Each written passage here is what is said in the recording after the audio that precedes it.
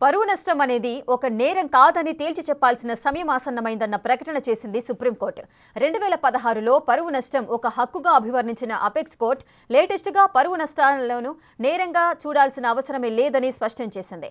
2016 తీర్పులో పరువు నష్టం చట్టాలకు రాజ్యాంగ హక్కులను సమర్థించింది కోర్టు.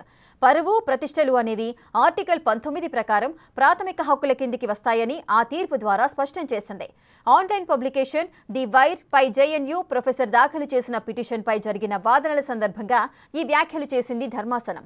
2016లో ఈ వెబ్సైట్ రాసిన ఆర్టికల్ యూనివర్సిటీ పరువుకు భంగం కలిగించేలా ఉందని దావా వేశారా ప్రొఫెసర్.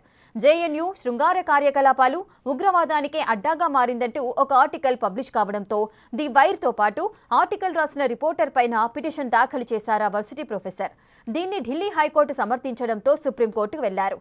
ఈ వాదనల సందర్భంగా ఈ కేసును డీక్రిమినలైజ్ చేయాల్సిన సమయం వచ్చిందని వ్యాఖ్యానించింది సుప్రీంకోర్టు.